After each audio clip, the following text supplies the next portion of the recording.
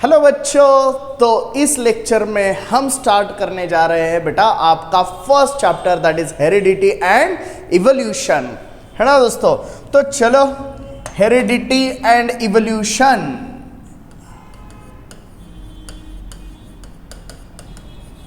Heredity and evolution. तो बेटा सबसे पहला टॉपिक आपको ये दे दिया है हेरिडिटी एंड इवोल्यूशन।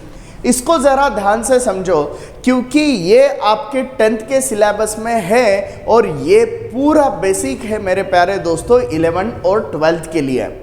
तो बेटा 12th की सिलेबस में एनसीईआरटी में हेरिडिटी पे depending principles of inheritance and variation, molecular basis of inheritance, ऐसे 2 चैप्टर का बेसिक आपको इस टॉपिक में दिया हुआ है। और उसके बाद आपको यहाँ पे दिया है इवोल्यूशन। बेटा ऐसे के ऐसे एक इवोल्यूशन आपके 12th के सिलेबस में है, ओरिजिन एंड इवोल्यूशन। तो बच्चों 11th और 12th के कॉन्टेक्स्ट में ये टॉपिक आपका बहुत ज़्यादा इंपॉर्टेंट है, तो इसके बेसिक्स आप मिस मत करना, बहुत अच्छे से पूरा लेक्चर देखना। ओके, तो चलो दोस्तों स्टार्ट करते हैं हेरिडिटी से।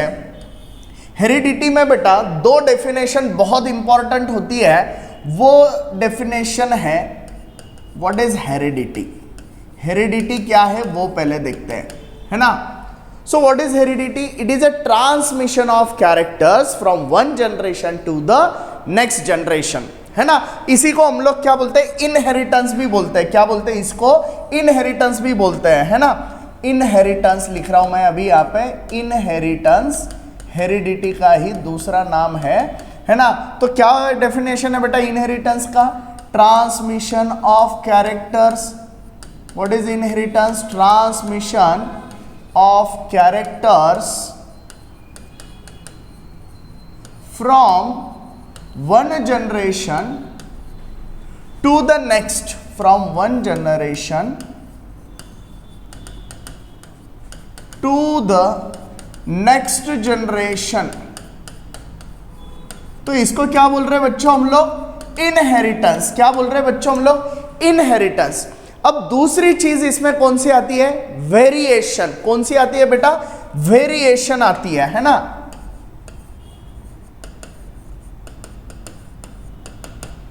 सो वेरिएशन क्या होता है बेटा? देखो हम लोगों को हमारे पेरेंट्स से कुछ कैरेक्टर्स मिले हुए हैं, राइट, दैट इज हेरिडिटरी। हम लोग क्या बोलते हैं बेटा? अगर घर वालों से कुछ मिला है हम लोगों को, हम लोग क्या बोलते हैं? ये हमारा हेरिडिटरी कैरेक्टर है। गुस्सा आता है किसी को तो क्या बोलता है? अरे ये मेरा हेरिडिटरी प्रॉब्लम है। किसी के बाल निकल जाते हैं तो लोग क्या बोलते हैं? ये मेरा हेरिडिटरी प्रॉब्लम है। इट मीन्स ये कैरेक्टर आपको आपकी पेरेंट्स से मिले हैं। अब बच्चों ऐसा तो नहीं है ना कि 100% हम लोग सिमिलर है। क्या हम लोग 100% सिमिलर है हमारे पेरेंट्स से? नहीं है बेटा। हम हमारे सिबलिंग से सिमिलर है क्या? नहीं है। यानी हमारे भाई बहन वगैरह होते हैं उनसे 100% सिमिलर होते हैं क्या? अब वो और हम तो एक ही माँ बाप के बच्चे हैं, फिर भी हम लोगों में क्या होते हैं बेटा? डिफरेंसेस होते हैं। हमारे पेरेंट्स में और हम में भी क्या होते हैं? डिफरेंसेस होते हैं। और हम सब होमो सैपियन सैपियन एक ही स्पीसीज के बच्चों, फिर भी हम लोगों में क्या है? डिफरेंसेस है। दैट डिफरेंसेस है ना बेटा, पेरेंट और मेरे में जो डिफरेंस है, मेरे और मेरे भाई बहन में जो डिफरेंस है, और मुझ में और आप में जो डिफरेंसेस है, उसको हम लोग क्या बोलेंगे बच्चों? Variation. So it is differences among, it is differences among parents and their offsprings, parents and their offsprings. मैं सीधा ऐसा डैश देके लिख रहा हूं, पेरेंट्स एंड देयर ऑफस्प्रिंग। तो बच्चों हम में और हमारे पेरेंट में जो डिफरेंसेस आ रहे हैं, है ना, ऑफस्प्रिंग्स ऑफ सेम पेरेंट, है ना, एक ही पेरेंट के जो बच्चे होते हैं, यानी हम और हमारे सिबलिंग्स, है ना, offsprings of same parent. Okay, और तीसरी चीज individuals of same species, individuals of same species. यानी दोस्तों हम सब लोग कैसे हैं? एक ही स्पीसीज के हैं, फिर भी हम लोगों में क्या है दोस्तों? डिफरेंसेस है ना। तो what is inheritance? Transmission of character from one generation to next. हमें हमारे पेरेंट्स से जो मिला दैट इज इनहेरिटेंस, हेरिडिटी। और हम में और उनमें जो डिफरेंसेस है that is variation, and the branch which deals with these two fields is called as genetics. क्या बोलेंगे बच्चों हम लोग उसको? Genetics. Branch of biology which deals with inheritance and variation. Branch of biology which deals with inheritance and variation.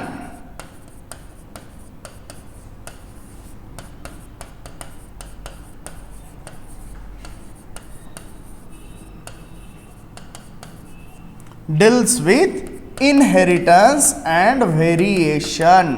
तो इसको हम लोग क्या बोलेंगे बच्चों? जेनेटिक्स। क्या बोलेंगे? जेनेटिक्स। और ये जेनेटिक्स हम लोगों को स्टडी करना है आपके इस हेरिडिटी पॉइंट में, है ना। अब ये ऐसे तो आपके बुक में नहीं दिया है, लेकिन आपको कॉन्सेप्ट भी तो समझ में आना चाहिए। जैसा बुक में दिया है वैसा रट के क्या फायदा, तो समझना भी तो चाहिए। सो फिर से एक बार बोलो, डेफिनेशन इनहेरिटेंस का क्या है? Transmission of character from one generation to the next generation, variation, differences among parent and their offspring, offsprings of same parent and individuals of same species, and the branch which deals with inheritance and variation is called as genetics. क्या बोलेंगे उसको? Genetics. तो बच्चों इसका ना हम लोगों को आपकी बुक में थोड़ा सा हिस्टोरिकल बैकग्राउंड दिया हुआ है। क्या दिया है बेटा? Historical background. तो वो एक बार चेक कर लेते हैं। थोड़ी गलतियां वहां पे है, थोड़ी गलतियां वहां पे है, वो भी आपको थोड़ी सी देखनी होगी। चलो, historical background.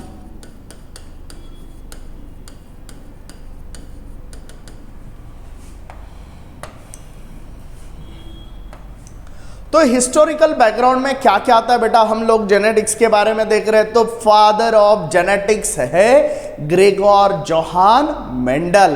Father of genetics कौन है बेटा? Gregor Johan Mendel. अब आपकी बुक में उनके बारे में कुछ 1886 दिया हुआ है। तो बेटा 1884 में तो उनकी डेथ हो गई थी, है ना। 1856 में उन्होंने एक्सपेरिमेंट स्टार्ट किए थे ना। 1822 में उनका जन्म हुआ था, है ना। 1822 में उनका जन्म हुआ। 1856 में उन्होंने एक्सपेरिमेंट स्टार्ट किए। 1865 तक उनके एक्सपेरिमेंट खत्म हुए। 1866 में वो एक्सपेरिमेंट जो थे वो पब्लिश हुए, है ना। 1884 में उनकी डेथ हो गई थी। तो आपके बुक में थोड़ा सा गलती से 1886 आ गया है, तो मैं उसको करेक्ट करके 1866 लिखता हूं। यहां पे क्या लिखता हूं बच्चों? 1866। ये थोड़ा क्लियर नहीं रहेगा, है ना, इसको ही रखते हैं। 1866 में किसने काम किया था? Gregor Johan Mendel. बेटा क्या बोलते हैं इनको? Father of genetics. क्या है ये? Father of genetics. इन्होंने सबसे पहले प्लांट हाइब्रिडाइजेशन एक्सपेरिमेंट किए थे बच्चों। कुछ पी प्लांट, पाइजम सटाइवम बोलते हैं, आपके 9th में ये हुआ होगा, थोड़ा बहुत आपने सुना होगा। और चाहिए तो इसके और भी अलग लेक्चर्स होने वाले हैं, तो उसमें भी आपको ये बहुत इन डिटेल समझ में आएगा। अभी हम लोग आपकी लेवल पे बात कर रहे हैं, है ना। तो पाइजम सटाइवम एक प्लांट लिया था उन्होंने, और उसके 7 कैरेक्टर सेलेक्ट किए थे, जैसे plant height, seed colour, seed shape, pod colour, pod shape, flower position, है ना। ऐसे 7 कैरेक्टर सेलेक्ट किए थे और फिर उस पर एक्सपेरिमेंट किए थे। And depending on their results there are 3 laws of Mendel's. हम लोग उसको बोलते हैं लॉज ऑफ मेंडल्स या फिर लॉज ऑफ इनहेरिटेंस। तो बेटा जेनेटिक्स में कैसे पेरेंट से कैरेक्टर प्रोजेनी को जाते हैं, ये सबसे पहले बताने वाला बंदा। How characters get transmitted from parents to progeny, सबसे पहले बताने वाला बंदा कौन था दोस्तों? ग्रेगोर जोहान मेंडल, है ना। और उनको हम लोग क्या बोलते हैं? Father of genetics. क्या बोलते हैं बेटा? Father of genetics. क्या किया था इन्होंने? Plant hybridization experiment. क्या किए थे बेटा इन्होंने? Plant hybridization experiment.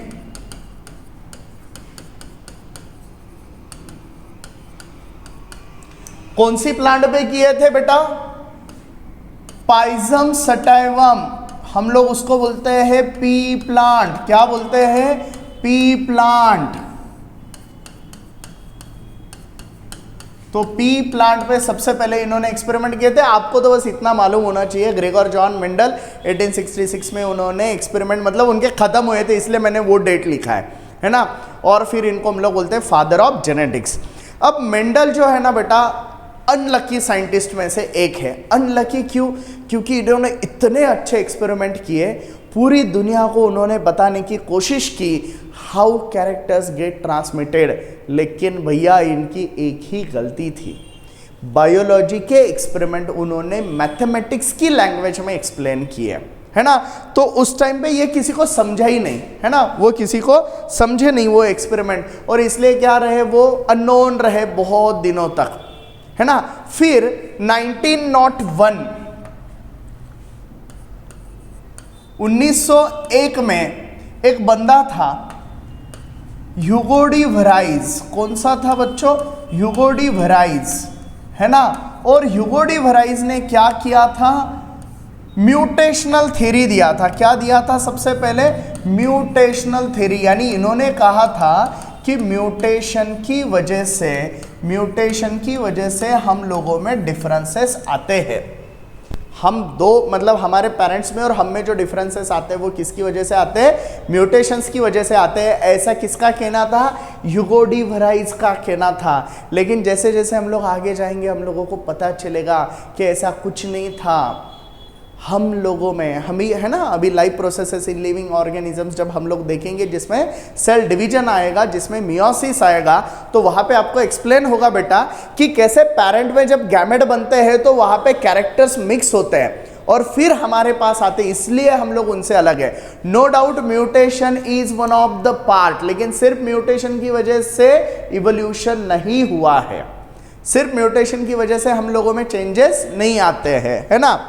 तो ह्यूगो डी वराइज ने ये बोला था। फिर दूसरे दो बंदे थे 1902 में। यहाँ पे भी आपके बुक में थोड़े से नाम में गलतियाँ हो गई है, उसको भी आपको सुधारना है। सुटॉन एंड बोहरी, बेटा दो अलग अलग लोग थे। सुटॉन और बोहरी दो अलग अलग लोग थे, है ना। सो सुटॉन, वॉल्टर सुटॉन एंड बोवेरी, ये दो लोगों ने जब ये काम कर रहे थे इंसेक्ट पे, तब इन्होंने देखा कि यार जब उनमें गैमेट बन रहे हैं तो दो क्रोमोसोम एक साथ आते हैं और सेपरेट हो जाते हैं। दो क्रोमोसोम एक साथ आते हैं और सेपरेट हो जाते हैं। तो इसी मैकेनिज्म में हमारा वेरिएशन छुपा है, जो आपको जब मैं मियोसिस पढ़ाऊंगा तब समझ में आने वाला है ना। तो सुटॉन एंड बोहरी ने क्या देखे थे? पेयर्ड क्रोमोसोम देखे थे बेटा। क्या देखे थे? पेयर्ड क्रोमोसोम देखे थे, है ना। तो ये तो 1902 में ही चल रहा था। अब तक तो हम लोगों को यही मालूम नहीं था व्हाट इज जेनेटिक मटेरियल। भैया जेनेटिक्स की बात कर रहे हैं, लेकिन जेनेटिक मटेरियल है क्या? प्रोटीन है, आरएनए है, डीएनए है, कार्बोहाइड्रेट है, लिपिड्स है, क्या है ना। वो तो हम लोगों को मालूम ही नहीं था। तो अब यहां पे भी आपको थोड़ा सा अलग दिया है बेटा। मैं ये क्यों बता रहा हूं आपको, 10th में ये सारी चीजें थोड़ी सी अलग अलग दी हुई है। 11th 12th में आओगे और कुछ अलग सुनोगे तो आपको क्या लगेगा कि अरे यार सर को मालूम ही नहीं था। सर को सब मालूम रहता है, लेकिन आपके बुक में जो दिया है उसको मैं थोड़ा थोड़ा करेक्ट कर रहा हूं, वो भी आप उस पर ध्यान रखो। अब आपकी बुक में क्या दे के रखा है बच्चों? 1944 में ट्रायो यानी तीन साइंटिस्ट कौन से थे? अवेरी, मैकार्टी एंड मैक्लियोइड, ये तीन बंदे थे जिन्होंने बताया DNA is the genetic material. क्या बताया? DNA is the genetic material.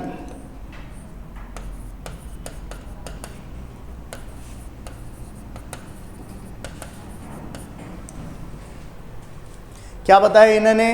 DNA is the genetic material. लेकिन मैं थोड़ा सा इसको करेक्ट करता हूं बच्चों। 1944 में दो साइंटिस्ट थे, Hershey and Chase. Final experiment जो होता है ना, जिसने प्रूव किया DNA is the genetic material, वो हार्शे एंड चेज का था। बेटा DNA as a genetic material के लिए 3 एक्सपेरिमेंट है जो आपको 11th-12th में आएंगे। मैं ये इसलिए बता रहा हूँ, 11th-12th में आप मिलोगे और बोलोगे सर आपने तो उस टाइम ये बोला था, है ना। तो चलो फिर से सुन लो, 3 एक्सपेरिमेंट थे। ग्रिफिथ का एक था, अवेरी मैक्लियोड मैकार्टी का था और फाइनली हर्शे और चेज का था, लेकिन अभी के लिए आपको ये याद रखना है।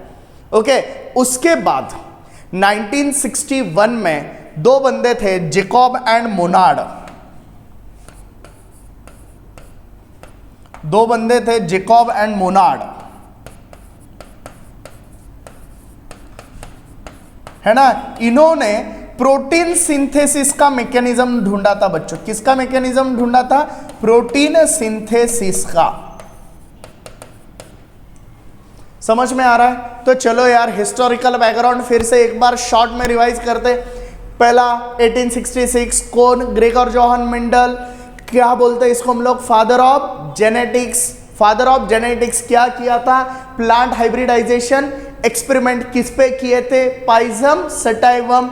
दूसरा कौन था? 1901 में Hugo de Vries mutational theory. 1902 में सुटॉन बोरी पेयर्ड क्रोमोसोम। 1944 में Avery McCarty MacLeod DNA is the genetic material. और 1961 में जैकब एंड मोनार्ड। समझ में आ रहा है बेटा?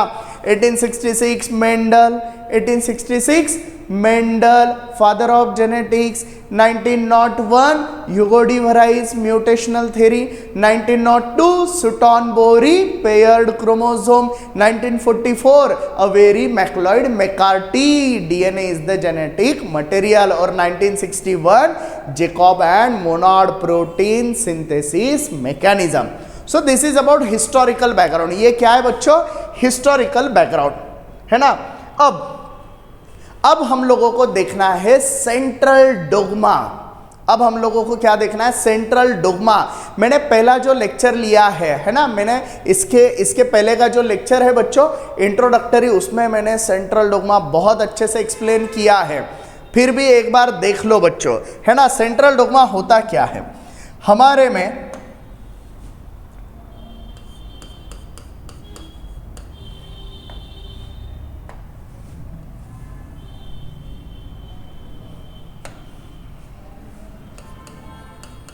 डीएनए से बनता है आरएनए और आरएनए से बनता है प्रोटीन। क्या बनता है? प्रोटीन, है ना। तो बच्चों ये जो प्रोसेस है ना, इसको हम लोग बोलते हैं central dogma of molecular biology. इसको हम लोग क्या बोलते हैं? Central dogma of molecular biology. DNA to RNA, इस प्रोसेस को हम लोग बोलेंगे बच्चों ट्रांसक्रिप्शन। क्या बोलेंगे? Transcription. RNA to protein translation. RNA to protein translation.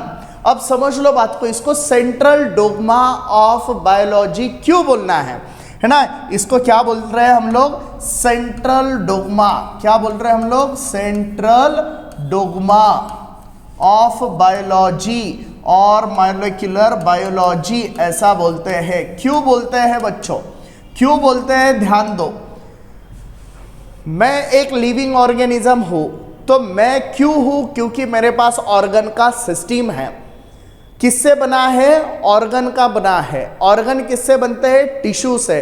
Tissue किससे बनते हैं? सेल से। और बेटा basic structural and functional unit क्या है? सेल। और सेल में काम करने वाला कौन है बच्चों? प्रोटीन। सेल में काम करने वाला कौन है? प्रोटीन। लेकिन ये प्रोटीन आया कहां से? आरएनए से। प्रोटीन आया कहां से? आरएनए से। आरएनए आया कहां से? डीएनए से। आरएनए आया कहां से? डीएनए से। So this process is called as transcription and this process is called as translation. तो डीएनए टू प्रोटीन, इस प्रोसेस को हम लोग बोलते हैं सेंट्रल डोग्मा ऑफ बायोलॉजी। क्या बोलते हैं बच्चों? Central dogma of biology. क्योंकि मैं अगर कुछ कर रहा हूं, क्यों? क्योंकि मेरे पास वो सेल्स है। मेरे सेल्स क्यों कर रहे हैं? क्योंकि उनके पास वो प्रोटीन है। अगर मेरे पास प्रोटीन है तो काम होगा। मेरे पास प्रोटीन नहीं है तो काम नहीं होगा। और प्रोटीन किसने बनाए? आरएनए ने। आरएनए किसने बनाया? डीएनए ने। तो डीएनए टू प्रोटीन इस प्रोसेस को हम लोग क्या बोलते हैं? Central dogma. क्या बोलते हैं बच्चों? सेंट्रल डोग्मा, है ना। अब ये सेंट्रल डोग्मा समझने के लिए अब आपको यहाँ पे ट्रांसक्रिप्शन, ट्रांसलेशन, म्यूटेशन ये चीजें दी हैं, लेकिन बच्चों जब तक हम लोगों को डीएनए समझ में नहीं आता है, जब तक हम लोगों को डीएनए समझ में नहीं आता है, तब तक आपको ये ट्रांसक्रिप्शन, ट्रांसलेशन, म्यूटेशन समझने वाला नहीं है। तो बेटा ये समझने के लिए सबसे पहले हम लोगों को क्या समझना पड़ेगा? डीएनए। क्या समझना पड़ेगा? डीएनए, है ना। तो चलो उसकी शुरुआत करते हैं हम लोग। तो डीएनए कौन सी ग्रुप में आता है बेटा? न्यूक्लिक एसिड है। डीएनए और आरएनए क्या होते हैं? न्यूक्लिक एसिड होते हैं। क्या होते हैं? न्यूक्लिक एसिड्स होते हैं।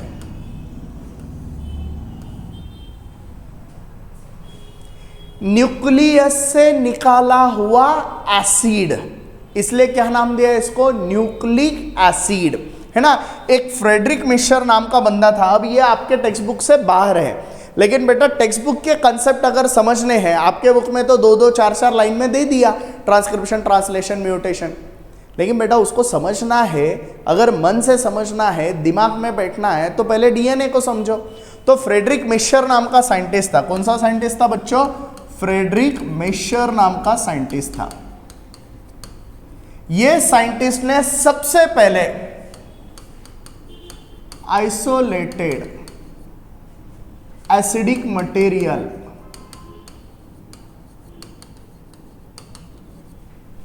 फ्रॉम न्यूक्लियस, तो इसलिए क्या नाम दिया? न्यूक्लियस से निकाला ना, इसलिए न्यूक्लिक। एसिडिक था ना, तो एसिड। समझ में आ गया? अब न्यूक्लिक एसिड कितने टाइप के होते हैं दोस्तों?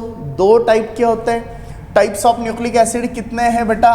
2 है। टाइप्स ऑफ न्यूक्लिक एसिड कितने हैं? 2।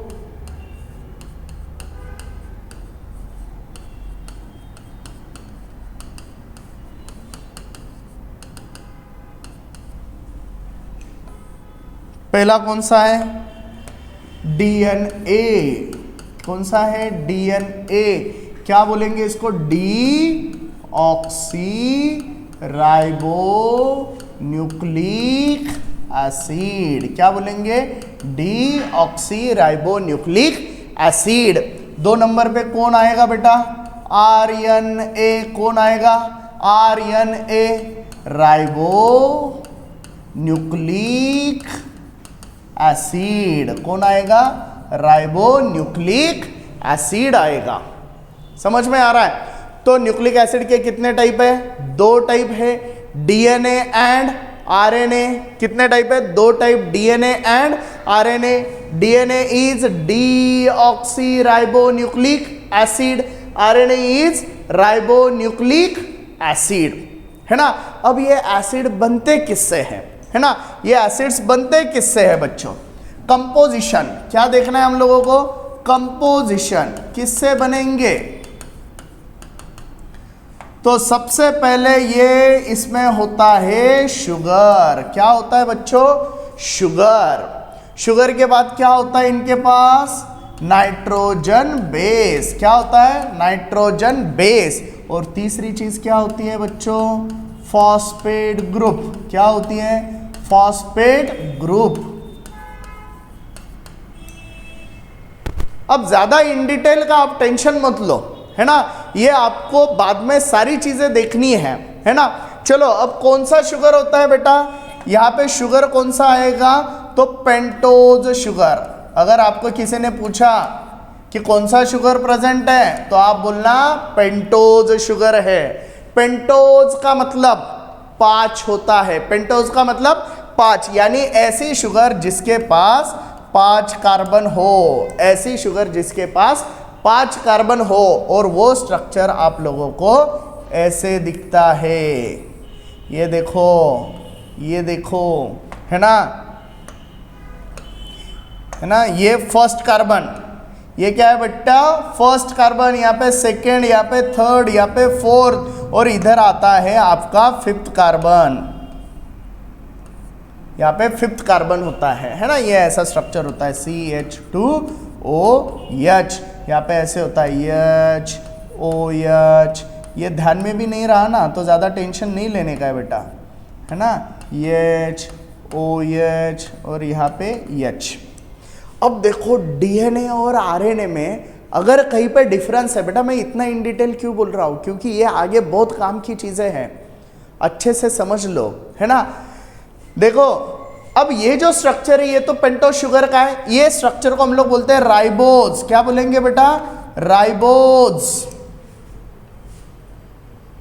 अगर डीएनए है तो शुगर कौन सी होनी चाहिए, डीऑक्सी राइबोज। अगर आरएनए है तो शुगर कौन सी होती है, राइबोज। तो ये शुगर किसकी हो गई, आरएनए की। अब आप बोलोगे सर फिर डीएनए में कौन सी शुगर है बताओ, तो बेटा यहां पे देखो, यहां पे देखो, मैं यहीं पे ड्रॉ कर रहा हूं दूसरी sugar, H OH H OH H OH H CH2OH, same sugar निकाली, ये भी राइबोज है, ये भी राइबोज है। अब देखो डीऑक्सी राइबोज में और राइबोज में क्या फर्क है, ये देखो, ये OH निकाल दिया, बन गया डीऑक्सी राइबोज। ये OH लगाया, बन गया राइबोज। OH निकाला, डीऑक्सी राइबोज। OH डाला, राइबोज। तो डीऑक्सी राइबोज का मतलब क्या होता है, डी का मतलब इलिमिनेशन, डी का मतलब इलिमिनेशन, ऑक्सी का मतलब ऑक्सीजन। कहां से निकाला, राइबोज से। तो क्या बन गया बेटा, डीऑक्सी राइबोज। राइबोज से ऑक्सीजन निकाल दो, राइबोज से ऑक्सीजन निकाल दो। तो ये कौन सी शुगर है, ये कौन सी शुगर है, निकाल दिया ना मैंने ऑक्सीजन, है ना। ये देखो पहले ऑक्सीजन था, मैं यहां पे लिख रहा हूं राइबोज। ऑक्सीजन निकाल दिया, ऑक्सीजन क्या किया मैंने, निकाल दिया। तो ऑक्सीजन निकाल दिया, क्या बन गया, डीऑक्सी राइबोज। तो बेटा डीएनए और आरएनए में ये एक डिफरेंस है, क्या, सिर्फ एक ऑक्सीजन वाला डिफरेंस है। चलो अब आते हैं नाइट्रोजन बेस पे, अब आते हैं नाइट्रोजन बेस पे। नाइट्रोजन बेसेस जो होते हैं ना बच्चों, वो दो टाइप के होते हैं। कितने टाइप के होते हैं, दो टाइप के होते हैं, purines and pyrimidines, purines and pyrimidines. Nitrogen base कितने प्रकार के हैं बेटा, दो टाइप के, प्यूरिन्स एंड पायरिमिडीन्स। प्यूरिन में दो होते हैं, एडेनिन एंड ग्वानाइन। प्यूरिन में कितने होते हैं, दो, एडेनिन एंड ग्वानाइन। पायरिमिडीन में बच्चों तीन होते हैं, कौन से, thymine, cytosine, uracil, thymine, cytosine, uracil. बेटा आज की लेक्चर में सिर्फ डीएनए भी अगर होता है ना कंपोजिशन तो भी चलेगा, लेकिन ये पक्का समझ लो ये जिंदगी भर काम आएगा जब तक लाइफ साइंसेस में हो, जब तक लाइफ साइंसेस में हो तब तक काम में आने वाली चीजें बता रहा हूं बच्चों। सो न्यूक्लिक एसिड किससे बनते हैं, तीन कंपोनेंट से, sugar, phosphate, nitrogen base. Sugar, phosphate, nitrogen base. Sugar में कौन सी शुगर है, पेंटोज शुगर। आरएनए में राइबोज, डीएनए में डीऑक्सी राइबोज। फिर आता है नाइट्रोजन बेस। नाइट्रोजन बेस कितने टाइप के, दो टाइप के, purine and pyrimidine. Purine and pyrimidine. Purine में दो है, adenine and guanine, adenine and guanine. Pyrimidine में तीन है, thymine, cytosine, uracil, thymine, cytosine, uracil. और बच्चों ये जो नाइट्रोजन बेस होता है, ये नाइट्रोजन बेस फर्स्ट कार्बन को अटैच होता है ना, फर्स्ट कार्बन को अटैच होता है। यानी ये स्ट्रक्चर आपको देखो, ये यहां पे है ना, ये फर्स्ट कार्बन का ये सब निकाल दिया और यहां पे लिख दिया मैंने यन। क्या लिख दिया मैंने, N। तो nitrogen base attach to first carbon of sugar, nitrogen base attach to first carbon of sugar. मैं थोड़ा ये स्लाइड पे स्ट्रक्चर निकाल रहा हूं, देखो ये शुगर है, ये शुगर है ना, ये फर्स्ट कार्बन है, यहाँ पे था H OH। अब डीएनए निकाल रहा हूं तो यहाँ पे H, यहाँ पे आएगा H। आरएनए निकालना है तो यहाँ पे आता था OH, ये यहाँ पे H OH, यहाँ पे H CH2OH। और अब यहाँ पे क्या आने वाला है, नाइट्रोजन बेस। तो बेटा जब भी शुगर को नाइट्रोजन बेस अटैच होता है तो उसको बोलते हैं न्यूक्लियोसाइड। क्या बोलते हैं, न्यूक्लियोसाइड। समझ में आ गया।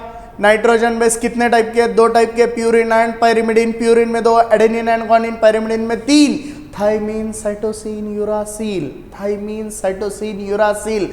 कौन सी कार्बन को अटैच है, फर्स्ट कार्बन को अटैच है। कौन सी कार्बन को अटैच है, फर्स्ट कार्बन को अटैच है। ओके, अब आता है बच्चों फॉस्फेट ग्रुप। कौन आता है, फॉस्फेट ग्रुप। ये फॉस्फेट ग्रुप कहां से आया, H3PO4। फॉस्फेट ग्रुप कहां से आया, H3PO4। क्या बोलेंगे इसको, फॉस्फोरिक एसिड। क्या बोलेंगे, फॉस्फोरिक एसिड। और बेटा ये फॉस्फोरिक एसिड अटैच होता है फिफ्थ कार्बन को। कौन सी कार्बन को अटैच है, फिफ्थ कार्बन को। चलो स्ट्रक्चर में देखते हैं। ये यहाँ पे फिफ्थ कार्बन, बच्चों यहाँ पे ये ऐसे फॉस्फेट ग्रुप अटैच होता है। सीधा लिख रहा हूं मैं, आपको ज्यादा इन डिटेल नहीं बता रहा हूं अभी। समझ में आ गया, समझ में आ गया। ओके, अब जब तक देखो फॉस्फेट ग्रुप नहीं था, न्यूक्लियोसाइड। फॉस्फेट ग्रुप आ गया, फॉस्फेट ग्रुप आ गया तो बनेगा न्यूक्लियोटाइड, है ना। चलो यार अलग से निकालते इसको, नहीं तो आप कंफ्यूज हो जाओगे। ये न्यूक्लियोसाइड, अभी मैं न्यूक्लियोटाइड निकाल रहा हूं। शुगर तो कंपलसरी है, इधर लगा दिया मैंने नाइट्रोजन, ये H OH H CH2P। अब क्या ये न्यूक्लियोटाइड, क्या है बच्चों, न्यूक्लियोटाइड। तो फॉस्फेट ग्रुप नहीं है तो न्यूक्लियोसाइड, फॉस्फेट ग्रुप है तो न्यूक्लियोटाइड, फॉस्फेट ग्रुप नहीं है तो न्यूक्लियोसाइड, फॉस्फेट ग्रुप आया तो nucleotide. So what is nucleoside, sugar plus nitrogen base. What is nucleotide, sugar plus nitrogen base plus phosphate group. क्या बन गया बेटा, न्यूक्लियोटाइड। क्या बन गया तेरा, न्यूक्लियोटाइड, है ना। ये स्ट्रक्चर एक्चुअली ऐसे दिखता है, अगर देखना ही है ना क्लियर कट, ये ऐसे दिखता है, ये ऐसे। समझ में आ गया, समझ में आ गया। तो बच्चों आज की लेक्चर में हम लोग क्या क्या देख रहे हैं, हम लोगों ने क्या स्टार्ट किया, topic, first topic heredity and evolution. Heredity का मतलब inheritance. What is inheritance, transmission of character from one generation to the next. What is variation, differences among parent and their offspring, offspring of same parent, individual of same species. दोनों की पढ़ाई जिस branch में करेंगे उसको बोलेंगे genetics, है ना। फिर जेनेटिक्स हम लोगों ने स्टार्ट किया तो सबसे पहले इस टॉपिक में आपको थोड़ा सा हिस्टोरिकल बैकग्राउंड दिया है, वो हम लोग देख रहे थे। तो उसमें सबसे पहले 1866 में कौन है बंदा, ग्रेगोर जोहान मेंडल। क्या बोलेंगे बेटा, फादर ऑफ जेनेटिक्स। क्या किया था, प्लांट हाइब्रिडाइजेशन एक्सपेरिमेंट। कौन सी प्लांट पे, पाइजम सटाइवम। दूसरा कौन है, 1901 में ह्यूगो डी वराइस। क्या दिया था, म्यूटेशनल थ्योरी। तीसरा कौन है, 1902 सुटॉन एंड बोहरी। क्या देखा था, पेयर्ड क्रोमोसोम। तीसरा कौन है, 1944 में अवेरी मैकलॉयड मैकार्टी। क्या किया था, DNA is the genetic material बोला था। उसके बाद कौन है बेटा, 1961 में जेकॉब एंड मोनॉड। क्या बनाया था, प्रोटीन सिंथेसिस मैकेनिज्म बताया था। उसके बाद हम लोगों ने शुरू किया central dogma of biology. DNA से बनता है आरएनए, आरएनए से बनता है protein, DNA to RNA transcription, RNA to protein translation, दोनों को मिला के सेंट्रल डोग्मा। अब ये सेंट्रल डोग्मा समझना है बेटा तो पहले डीएनए दिखता कैसे वो तो समझना पड़ेगा, तब पता चलेगा डीएनए से आरएनए कैसे बना। आरएनए समझ में आया तो पता चलेगा आरएनए से प्रोटीन कैसे बना। तो सबसे पहले क्या समझना है हम लोगों को, डीएनए। क्या समझना है, डीएनए। तो डीएनए को हम लोगों ने स्टार्ट किया बच्चों। डीएनए क्या है, न्यूक्लिक एसिड। न्यूक्लिक एसिड के कितने टाइप है, दो। कौन से, DNA and RNA. DNA is deoxyribonucleic acid, RNA is ribonucleic acid. Composition क्या है बेटा, 3 कंपोनेंट है, sugar phosphate nitrogen base, sugar phosphate nitrogen base. Sugar होता है पेंटोज शुगर, शुगर कौन सा है, पेंटोज शुगर। आरएनए है तो राइबोज, डीएनए तो डीऑक्सीराइबोज। फर्क क्या है बच्चों, राइबोज में यहाँ पे OH है, डीऑक्सी में D eliminate oxygen from ribose, deoxyribose. फिर होता है नाइट्रोजन बेस। नाइट्रोजन बेस के कितने type, 2 type, purine and pyrimidine. Purine में कितने, एडेनिन एंड ग्वानिन। पायरिमिडीन में कितने, 3, थायमिन, साइटोसिन, यूरासिल। और ये नाइट्रोजन बेस कौन सी कार्बन को अटैच होता है, फर्स्ट कार्बन को। उसके बाद कौन है, फॉस्फेट ग्रुप। फॉस्फेट ग्रुप किससे आया, H3PO4। क्या बोलेंगे, फॉस्फोरिक एसिड कौन सी कार्बन को अटैच है, 5th ग्रुप। ये देखो structure, sugar plus nitrogen base nucleoside, sugar nitrogen base phosphate group nucleotide. समझ में आ गया बच्चों। तो आज के इस लेक्चर में हम लोगों ने हेरेडिटी एंड इवोल्यूशन स्टार्ट किया है, हिस्टोरिकल बैकग्राउंड देखा है, हेरेडिटी के कुछ डेफिनेशंस देखे हैं, और हम लोगों को अभी सेंट्रल डोग्मा सीखना है। तो सेंट्रल डोग्मा में सबसे पहले कौन आता है, डीएनए। तो हम लोगों ने डीएनए का कंपोजिशन देखा है बेटा, अभी स्ट्रक्चर नहीं देखा है। पहले स्ट्रक्चर देखेंगे और फिर ट्रांसक्रिप्शन, ट्रांसलेशन और म्यूटेशन समझेंगे। नहीं तो डीएनए मालूम नहीं और उस पर से आरएनए बनाने निकले हो तो बेटा कुछ नहीं बनेगा। समझ में आ रहा है। तो चलो दोस्तों, मिलेंगे हम लोग नेक्स्ट लेक्चर में। Thank you so much.